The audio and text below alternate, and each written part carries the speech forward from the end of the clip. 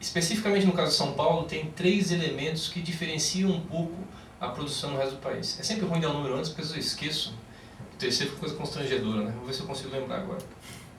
Mas o primeiro é o fato de que em São Paulo você tem uma presença maior de outros players, ou seja, não só dos desenvolvedores. Então o resto da cadeia de valor você encontra mais facilmente aqui. Então eu digo não só em relação ao mercado, mas enfim, veículos especializados. É aqui que você encontra, por exemplo, as agências, no caso de empresas que são voltadas para Advergames e tudo. Então isso já dá um certo colorido um pouco diferente. Uma outra característica importante é que em São Paulo, ao contrário do que aconteceu em outras praças, nós não tivemos uma forte presença de uma incubadora ou de, enfim, alguma espécie de um arranjo produtivo. Então isso aconteceu, por exemplo, no Paraná, isso acontece em Recife, existiu uma iniciativa de fazer algo parecido também no Rio de Janeiro. E o que a gente percebe é que pela falta de um desenho com essas características, as empresas elas são obrigadas a conviver num ambiente um pouquinho mais hostil. O que para ela é bom, porque faz com que elas sejam muito orientadas realmente a resultados, né? Então a selva é um pouco mais pesada e a seleção natural é um pouco mais forte. Por outro lado, a atividade de desenvolvimento de jogos ela realmente envolve uma curva muito longa de capacitação, enfim, de pesquisa, em alguns casos até de experimentação.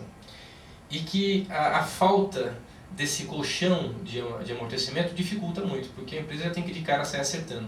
Isso realmente é muito difícil.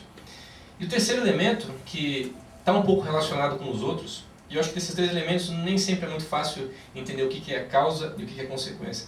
Mas o terceiro elemento é a presença de centros de pesquisa e ensino.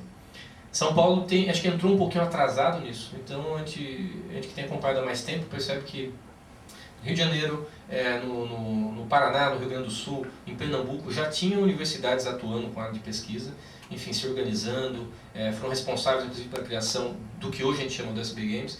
São Paulo entrou um pouquinho atrasado, então hoje a gente tem a presença aqui de algumas enfim, de escolas, ou seja, de instituições voltadas realmente para o ensino, mas do lado de pesquisa eu sinto que ainda é um pouco fraco isso. E é um pouco estranho porque o mercado aqui de universidades, enfim, de instituições de ensino é muito grande. Então, por que demorou para despertar? Então, se você junta isso com a falta de produtivo, você cria um cenário realmente que é um pouco mais hostil.